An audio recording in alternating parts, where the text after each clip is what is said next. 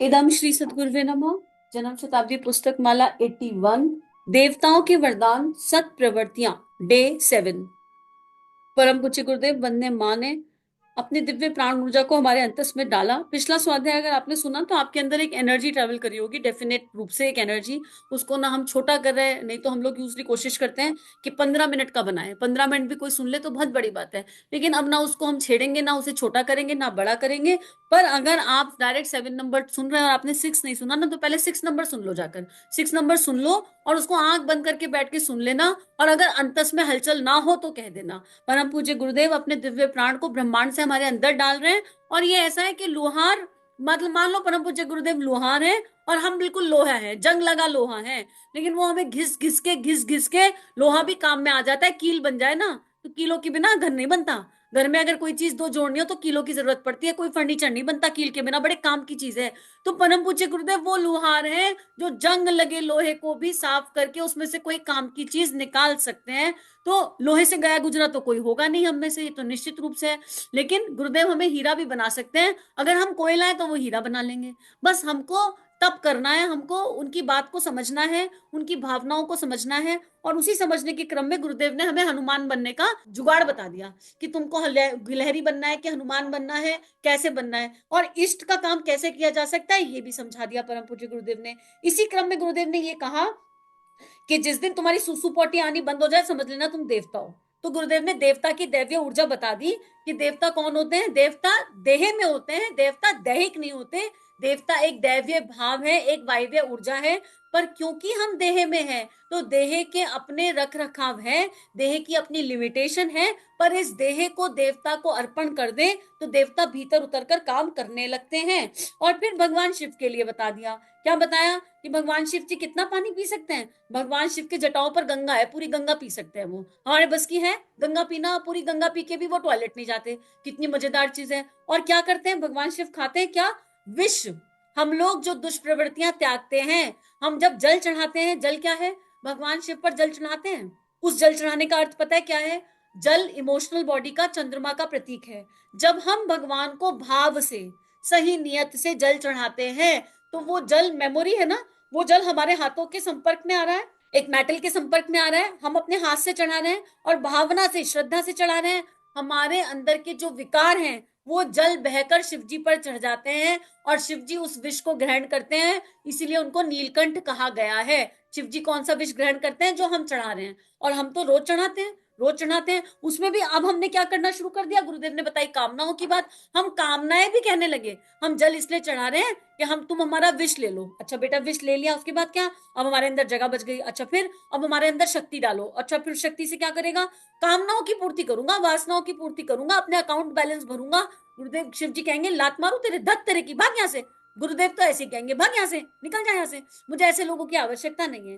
गुरुदेव कह रहे हैं आप देव पूजन करते हैं, देव पूजन का मर्म तो समझिए, देव पूजन की भावनाओं को तो समझिए। क्यों करते हैं आप इतना देव पूजन।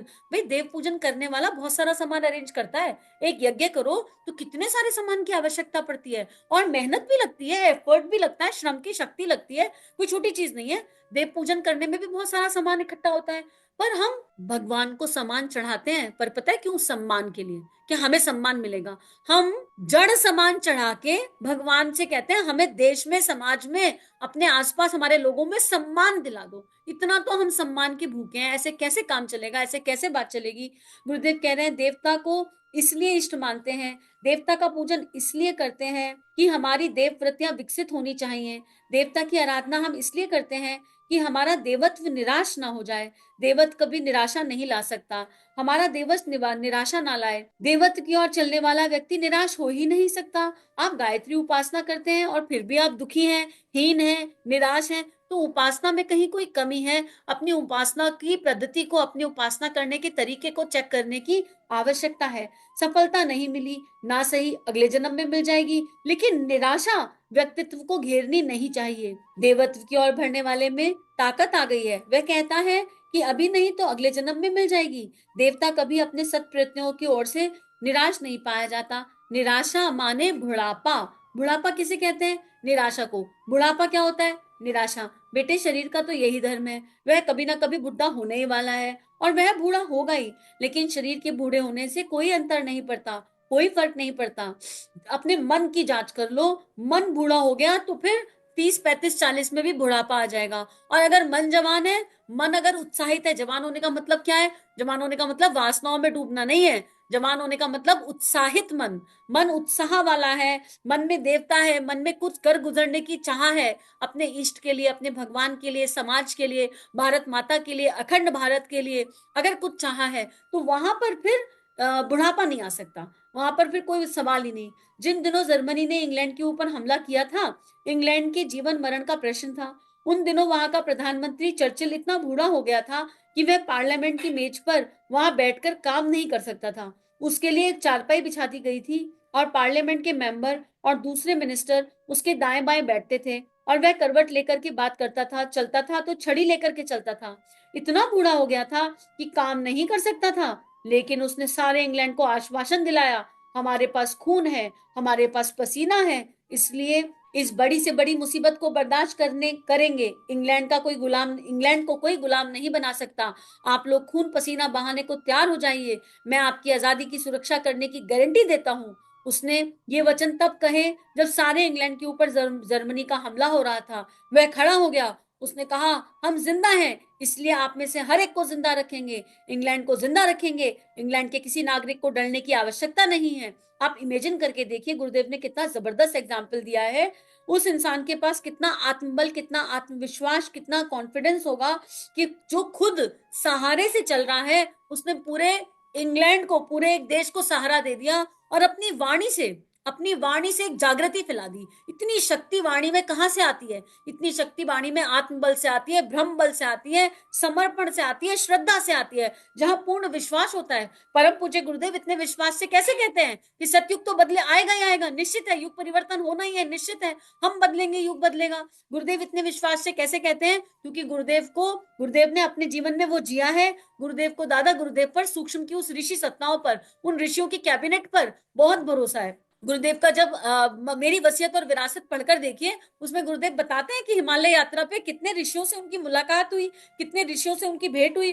गुरुदेव को उनके विजन पर, उन ऋषियों के विजन पर पूरा भरोसा है, जो देहधारी नहीं है। एक भी ऋषि देहधारी नहीं है। मित्रों, भारत को कोई देह नहीं चला रही, भारत को चलाने वाली शक्तियां देव शक्तियां हैं, जो सूक्ष्म शरीर से भारत को पूरा कंट्रोल करे हुए हैं। भारत का एक एक पत्ता, भारत भूमि में कहीं भी कुछ घटित होगा ना, तो उसमें देव शक्तियों का इंटरफेरेंस होगा ही। देव शक्तियों की इच्छा के बिना भारत में कुछ घटित नहीं हो सकता। और भारतीय होना क्या होता है?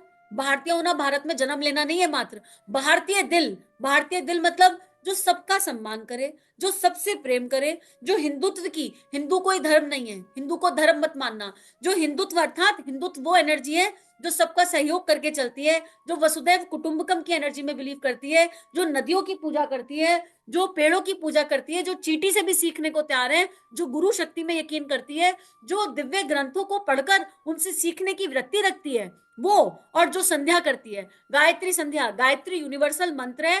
हर मानव को, हर इंसान को अगर मानव जीवन मिला है तो गायत्री करनी चाहिए, भले ही किसी भी धर्म में जन्म हुआ हो, इससे कोई अंतर नहीं पड़ता। अकेला ऐसा मंत्र है जो सबके लिए सद्बुद्धि की प्रार्थना करता है। अकेला ऐसा मंत्र है जो सूर्य के साथ जोड़ता है। एक बात बताइए, किसी भी धर्म में कोई इंसान जन्मा हो, क्या सूर्य के बिना गुजारा हो जाएगा? क्या सूर्य ऐसा करता है कि नीचे धरती पर आया, मैं इस देश में प्रकाश दूंगा और उस देश में प्रकाश नहीं दूंगा, मैं इस वाले धर्म को प्रकाश दूंगा और उस धर्म के लोगों को प्रकाश नहीं दूंगा? क्या सूर्य के प्रति हम ग्रेटिट्यूड नहीं डाल सकते? गायत्री मंत्र सूर्य के प्रति कृतज्ञता जताने का मंत्र है, ग्रेटिट्यूड की दिव्य एनर्जी है, सूर्य के दिव्य प्राण को धारण करने का मंत्र है। हम वैसे भी तो हर समय सूर्य के प्रकाश से जीवित हैं। सांस आ रही है, प्राण अंदर जाता है, कहां से जाता है, आता कहां से है ये प्राण? कहीं पर कोई भगवान ने तिजोरी बनाकर रखी है कि उस तिजोरी का ताला खोला और प्राण आ गया? अरे भगवान सूर्य नारायण है, सूर्य नारायण सभी को प्राण दे रहे हैं, उनको नारायण की संज्ञा दी गई है, सूर्य को नारायण बताया गया, ऐसे ही नारायण बता दिया गया, और सूर्य नारायण के आधार पर बाकी सारे तत्व काम कर रहे हैं। भगवान का अर्थ ही है इस प्रकृति को समझना, इन पंच तत्वों को समझना, इनको जानना।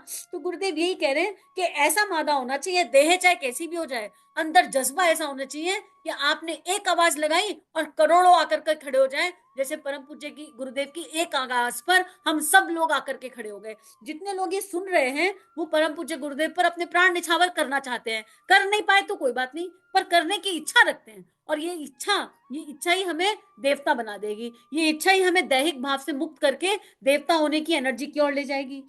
मित्रों, वो कौन लोग थे? इनको जवान आदमी कहते हैं। आज जब कम उम्र के व्यक्ति जरा जरा सी बात की पर निराशा की बात करते हैं, निराशा की बात कहते हैं कि ये साहब, हम तो इम्तिहान में फेल हो गए, हमारा भविष्य अंधकार में हो गया, तो अब तो हम कुतुब मीनार से कूद करके मरेंगे, रेलगाड़ी से कट करके मरेंगे। उस तरह की जब कोई खराब बात हमारे पास आती है, अरे साहब कोई लड़का था मर गया, बड़े दुख की बात है। मैं कहता हूँ बेटे, तू एक गलती सुधार, तू ये मत कह के लड़का मर गया, तो क्या कहूँ, तू ये कह कि एक बुढ़ा व्यक्ति मर गया। पता है कितने सुसाइड हो रहे हैं? अगर जाके जाके इंटरनेट पर चेक करें ना, तो हमें पता चलेगा सुसाइड रेट। सुसाइड हो रहे हैं, इसमें दुख की बात नहीं है, चलो है तो दुख की बात, लेकिन युवा वर्ग सुसाइड कर रहा है। क्यों? क्योंकि नर्चरिंग ठीक से नहीं करी गई, सेल्फ मोटिवेशन नाम की चीज खत्म हो गई। और सेल्फ मोटिवेशन मित्रों, ना तो वासना से आने वाला है, ना रील्स देखकर आने वाला है, ना ओटीटी प्लेटफॉर्म्स पर समय बिता के आने वाला है। सेल्फ मोटिवेशन भीतर से जन्म लेता है, और उस भीतर जाए कैसे? उस भीतर जाने के लिए गायत्री करनी पड़ेगी। माता पिता ने क्या बनाए थे? माता पिता ने तो मशीनें तैयार करी थी, सॉरी टू से दैट। अगर आपके बच्चे में आज कोई समस्या है, आपके बच्चे से आपका भावनात्मक जो है जुड़ाव नहीं हो पा रहा है किसी कारण से, तो सबसे पहले तो पेरेंट्स को जागने की आवश्यकता है कि हमसे भूल कहाँ हुई।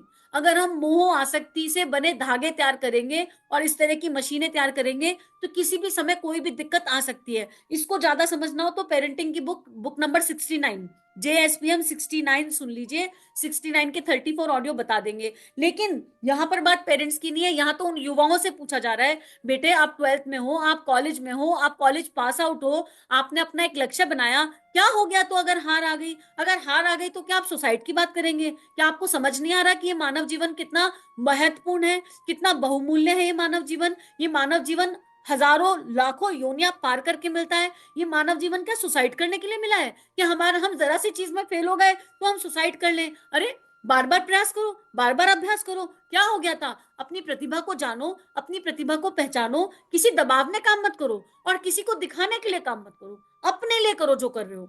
12 साल या 14 साल, चलो 14 साल मान लेते हैं, वैसे तो 12 साल मोटी मोटी एज है। 12 साल के बाद कर्म बनने शुरू हो जाते हैं। उसके पहले क्या होता है? उसके पहले भी कर्म बनते हैं, ऐसा नहीं है, लेकिन उससे पहले बालक अबोध होता है, तो उसके पुराने पुराने कर्मों का हिसाब किताब चल रहा होता है, और उसके पहले जो कर्म होते हैं वो भगवान के चरणों में अर्पित समर्पित हो जाते हैं, क्योंकि निश्चल बुद्धि होती है। लेकिन माता पिता को बच्चों को 8-9 साल की उम्र से हल्का हल्का कर्मयोग का ज्ञान देना चाहिए, हल्का हल्का गहना कर्मयोग गति समझाना चाहिए। कर्म की साइकिल कैसे होती है, कर्म का फल कैसे आता है, निष्काम कर्म क्या होता है, ये बताना चाहिए। और 12वीं बर्थडे पर तो एक साथ 1 घंटा बैठकर बताना चाहिए, अब तुम अपनी जिम्मेदारी अपने कंधे पर लो, अब तुम्हारे हर कर्म का फल तुमको भोगना ही होगा। ये मानव जीवन का सिंपल तरीका है। और फिर बच्चे जब बड़े हो जाएं, तो 12 साल के ऊपर के बच्चों को अपनी जिम्मेदारी अपने कंधों पर उठानी चाहिए। अगर हम मोस्टली, पता है सुसाइड कब होती है? जब शिकायतों का मोड जागृत रहता है, जो कंप्लेनिंग एनर्जी पर है और कंप्लायंस एनर्जी पर नहीं है। कंप्लायंस किसके प्रति? नियमों के प्रति। कौन से? प्रकृति के नियम। कौन से? श्रीमद् भगवत गीता के नियम। कौन से? रामचरितमानस के नियम। कौन से? हमारे धर्म ग्रंथों के दिव्य नियम, वेदों के नियम, उनके प्रति कंप्लायंस। कंप्लेन से कंप्लायंस की एनर्जी पर शिफ्ट हो जाओ और अपने जीवन की जिम्मेदारी अपने कंधों पर उठाओ। अगर यही कंप्लेन करते रहे, मम्मी पापा ने ऐसा किया इसलिए जीवन में ऐसा हो गया, दोस्त ऐसा करते हैं इसलिए जीवन में ऐसा हो गया, आज उसने बुली कर दिया, आज मेरी गर्लफ्रेंड छोड़कर चली गई, मैंने तो रात भर पढ़ने की कोशिश करी पर मुझको नींद आ गई, अब मुझे स्मोकिंग की लत लग गई, अब मैं क्या करूं, मैं तो कमजोर हूं। अगर हम शिकायतें ही करते रहेंगे तो समाधान कभी नहीं ढूंढ पाएंगे। तो बच्चों, समाधान की ओर बढ़ो, अपने भीतर उतरो, अपने भीतर जाओ। समाधान तुम्हारे ही भीतर है। लेकिन समाधान जब भीतर उतरने जाओ और समाधान खोजने जाओ, तो सारी शिकायतों को एक काम करना, एक डस्टबिन इमेजिन करना, ठीक है, बड़ी सॉफ्ट सी, और सारी शिकायतें उस डस्टबिन में डाल देना। नहीं हो पा रही, एक कागज पेन लेना, उस पर सारी शिकायतें लिख देना। मुझे अमुक व्यक्ति से अमुक शिकायत है, मुझे अमुक व्यक्ति से अमुक शिकायत है, मुझे मम्मी पापा से ये, ताई जी ताऊ जी से ये, मामा मामी से ये, और भगवान से भी। भगवान से भी होगी, एक लंबी लिस्ट होगी ना शिकायतों की, और भगवान से ये शिकायतें हैं। जब भीतर जाओ समस्या का समाधान ढूंढने, तो ये सारी शिकायतें, इनको पेपर पे लिखना, पेपर को फोल्ड करना और जला देना। ये शिकायतें अब भस्म हो गई, ये शिकायतें खत्म हो गई, अब मुझे किसी से कोई शिकायत नहीं है। अपने आप से कहना, अब मुझे किसी से कोई शिकायत नहीं है, मुझे अपने आप से भी कोई शिकायत नहीं है, अब मुझे केवल समाधान ढूंढना है। अब ये सारी सिचुएशन है, जितनी भी शिकायतें हैं अब ये सिचुएशन बन जाएंगी, यहीं पर मान लेना this is just a situation, it is मेरा सिचुएशन। दूसरे स्टेप पर अपने आप को बताना, अब अगर मेरे जीवन में कोई सिचुएशन आई है तो वो मुझे कुछ सिखाने आई है। Now I have to focus what is my learning, मुझे सीखना क्या है यहाँ पर। जब आप अपनी सारी एनर्जी सीखने पर लगाओगे, वो सिचुएशन आपको कुछ इतना महत्वपूर्ण सिखाएगी कि आगे आपकी सक्सेस में बहुत काम आएगी। लेकिन सुसाइड ये नहीं कर सकते, ये एक बहुत बड़ा पाप है और ये पाप आप लोग नहीं कर सकते, संभव ही नहीं है कि आप लोग करो। सोचना ही मत कभी, कभी मन में इस तरह के विचार आ जाए तो तुरंत लंबी गहरी सांसें लेना, 1 घंटा गायत्री मंत्र करना और गायत्री माता से कहना गुरु जीवन में नहीं है, गुरु है तो अपने गुरु का ध्यान करना, और नहीं है तो गायत्री माता से कहना सविता का दिव्य प्राण मेरे अंदर भेजो और माँ मुझे बताओ कि मेरे जीवन का उद्देश्य क्या है। मेरे मन में इस तरह के सुसाइडल थॉट आ रहे हैं, मुझे इनसे बाहर निकालो माँ, मुझे इनसे बाहर निकालो, क्योंकि एक सच्चा साथी परमात्मा है, ईश्वर, ईश्वर से बड़ा किसी का कोई सच्चा साथी नहीं है। और अगर आपने श्रद्धा विश्वास से उस समय वो 1 घंटा निकाल दिया, लगातार चैंटिंग, लगातार जप, लगातार जप, तो ये ऐसा है कि आप अपने ये जो देह रूपी ग्लास गंदा हो गया है, जिसमें नेगेटिव थॉट्स आ रहे हैं, जिसमें सुसाइडल थॉट्स आ रहे हैं, उसमें आपने गायत्री रूपी प्राण को डाला, प्राण को डाला, तो आप उस समय उस परिस्थिति से बाहर निकल जाएंगे और फिर आपकी बुद्धि थोड़ी जागृत हो जाएगी। आपने सद्बुद्धि मांगी है भगवान से, आपको सद्बुद्धि मिल जाएगी, और जब सद्बुद्धि मिल जाएगी तो सारी समस्याएं खत्म होने लगेंगी और समाधान आ जाएगा और निश्चित आएगा। और जितने बड़े लोग ये बात सुन रहे हैं अगर, तो उनका एक ही फर्ज है, रोज 1 से 2 मिनट अपने युवा वर्ग के लिए प्रार्थना, उनके आत्मबल के लिए, उनके ब्रह्म बल के लिए प्रार्थना। कुछ करना नहीं है प्रार्थना में, चलते फिरते जब याद आ जाए तब प्रार्थना। और अगर ये ऑडियोज आपके पास आ रहे हैं तो अपने युवा वर्ग को ये ऑडियो भेजना, बिना ये सोचे कि वो सुन रहे हैं कि नहीं सुन रहे। उनके सुनने ना सुनने का समय भगवान डिसाइड कर लेंगे, ईश्वर डिसाइड कर लेंगे। हमारा काम है कि हम उनको भेजें, और भेजें, नियमित भेजें, अगर हम युवा वर्ग को भेज सकते हैं, ठीक है, क्योंकि युवा वर्ग को ज्यादा जानता है, उनके आसपास ऐसे लोग होते हैं जो इस तरह की थॉट प्रोसेस में होते हैं। और हम लोगों का काम है प्रार्थना करना पूरी शिद्दत से, पूरे दिल से, क्योंकि आज का युवा कल का भारत है, इसमें कोई डाउट नहीं है। और भारतवर्ष की दिव्य ऊर्जा ऐसे बर्बाद नहीं हो सकती, अपना टाइम खराब करके बर्बाद नहीं हो सकती, ओटीटी प्लेटफॉर्म्स पर बर्बाद नहीं हो सकती, वासनाओं के साथ बर्बाद नहीं हो सकती। उसको अपने समय को, अपने व्यक्तित्व को निखारना ही होगा। और हम सब सहयोगी आत्माएं एक दूसरे की, निश्चित रूप से। और हम भी बुढ़े नहीं है, बड़े हैं, बुढ़ा नहीं कहा, बड़ा कहा। हमारे अंदर भी वो उत्साह होना चाहिए कि हम अपने गुरु के लिए अपना सर्वस्व बलिदान करने को तैयार हो जाएं। इसी के साथ आज का स्वाध्याय गुरु चरणों में अर्पित समर्पित करते हैं। सभी अपना ध्यान रखिए। इदम श्री सद्गुरुवे नमः। इदम श्री सद्गुरुवे नमः। चलो गुरुदेव के सपने सजाने की शपथ लें। युग दृष्टा, युग ऋषि, परम पूज्य गुरुदेव की लेखनी जन जन के जीवन को प्रभावित कर सकती है, जन जन का ट्रांसफॉर्मेशन कर सकती है, हर किसी को परमानेंट आनंद की तरफ ले जा सकती है।